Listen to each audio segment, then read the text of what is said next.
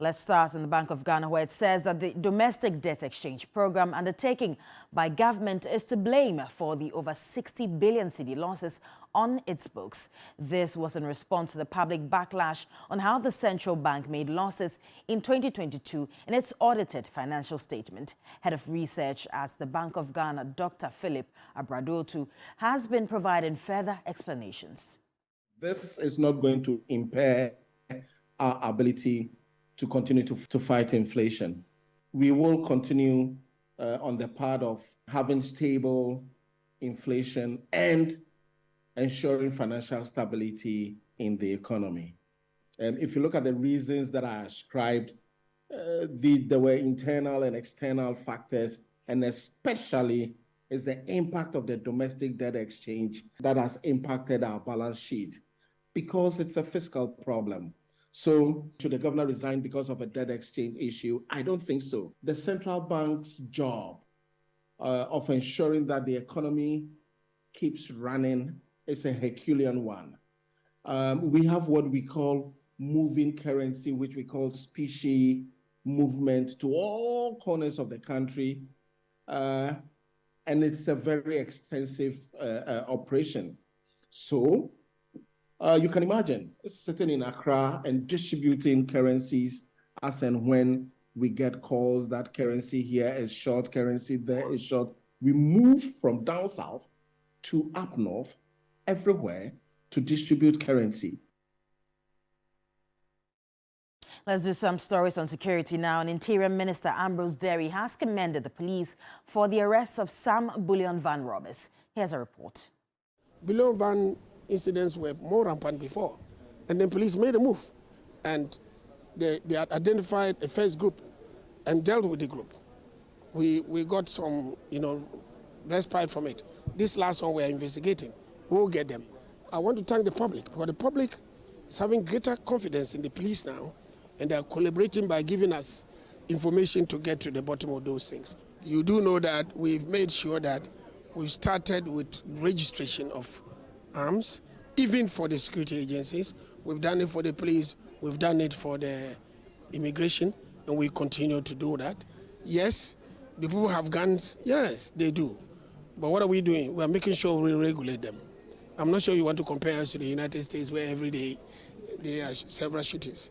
But what I want to emphasize is that we're taking steps to check it, and the police are very soon going to open a shooting range where they will train all those who have been given permission. But those who haven't been given permission would be dealt with according to law. You heard Interior Minister Ambrose Derry there. Now moving on to some other stories. Director of the Faculty of Academic Affairs and Research at the Kofi Annan International Peacekeeping and Training Center, Professor Kwesi Ening, argues that ECOWAS actions in the Niger coup case undermined existing principles. Chad's President Mahamat Idris Deby was in Niger leading a mediation effort on behalf of the Economic Community of West African States, ECOWAS, after a military junta seized power. The diplomatic move prompted Burkina Faso and Mali to issue a joint statement threatening that any military intervention by ECOWAS would be disastrous and destabilizing, as they will withdraw from the bloc and go to the defense of Niger. The ECOWAS intervention, according to Director of the Faculty of Academic Affairs and Research at the Kofi Annan International Peacekeeping and Training Center, Professor Kwesi Ening, is not proactive enough and wants ECOWAS to step in before situations escalate to coup. Coup making begins when corruption becomes so rampant that the delivery of public services are undermined. Coup making is about telling stories and lies to the populace to win power. Coup making is about constitutional changes that allows governments to stay in power over and beyond the stipulated period. We need to remove the automaticity that says we will wait until the military intervenes, then we will crack the whip, and rather, or instead, begin to implement a series of graduated interventions that says when public appointees become horribly corrupt, that diverts critical resources away from development, that leads to the fear of hunger, the fear of poverty, the fear of insecurity, that ECOWAS can step in and then the peers can say, hang on, probably the way you are behaving is not right. Can you begin a process of looking at the actions of your ministers? Professor Enning says all the international noise are not in the interest of the citizens of Niger, but for other interests, and stressed the need for a conversation and dialogue where respect and tolerance would be key. Now, as of August 1st, hunting has been officially prohibited in Ghana, according to the Ministry of Lands and Natural Resources. Now, this decision is part of an annual tradition where a 3-month restriction is implemented to protect and preserve wildlife species and natural habitat.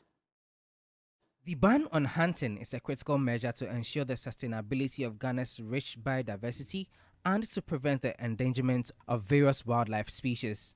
By refraining from hunting during this period, August 1 to December 1, the government aims to promote the conservation of animals and their ecosystems. Anyone found in violation of the hunting ban will be considered guilty of an offense and may face fines upon summary conviction. All other animal species are out of bounds, with the exception of grasscutter, for which a license must be obtained from the Forestry Commission's Wildlife Division before hunting during the period. This strict enforcement is aimed at deterring individuals from engaging in illegal hunting activities and reinforcing the significance of protecting Ghana's natural resources. Our mission to protect and conserve the diverse wildlife that graces our nation's forests is not just a duty, it is a privilege and also a calling. Together, we are guardians of nature's wonders, entrusted with the task of ensuring their survival and flourishing amongst the challenges of the ever-changing world that we find ourselves today. By implementing this prohibition, the government is sending a strong message about the importance of wildlife conservation and environmental protection. Important interventions seem to regulate the utilization and curb the decline of wildlife resources in the country.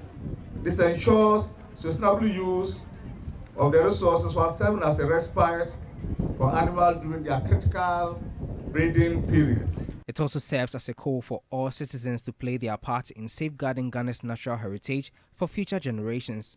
We are doing this because we want everyone to understand that the animals will have their own rights. It's illegal to beat somebody or to hurt somebody or to kill somebody.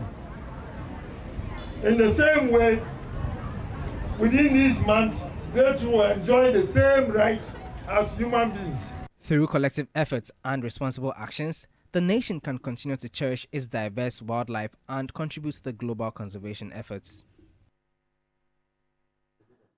Now to some more stories. The Ministry of Works and Housing has been directed to consider disposing of the Sagami Housing project, covering 1,506 units, to a private sector entity.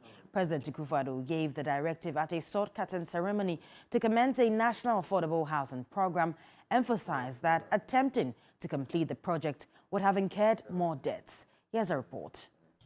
With a little over a year to the end of an 8-year term of office for the President, Nana Addo Dankwa Akufo-Addo, a new project is set to commence under his government. The construction of an 8,000 affordable housing unit set to be completed in the next 18 months on this 203-acre piece of land. The project, according to the government, will be in 2 phases.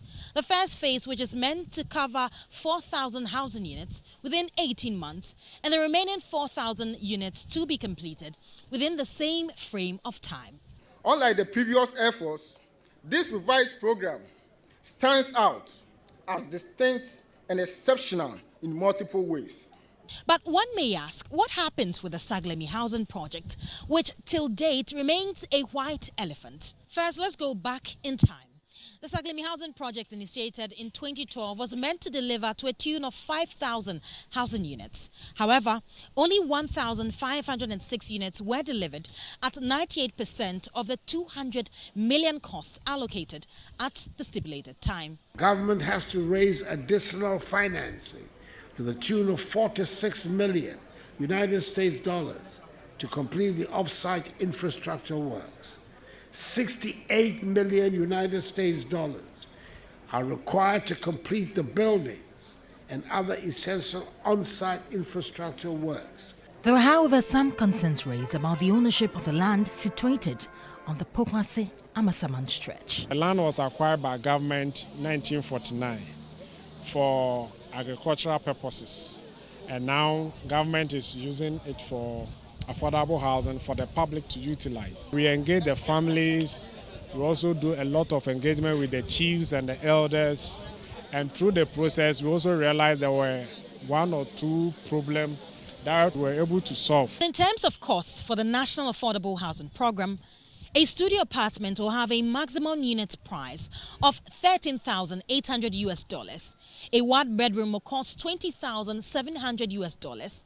A 2-bedroom will cost $34,500, and a 3-bedroom apartment will cost $42,550.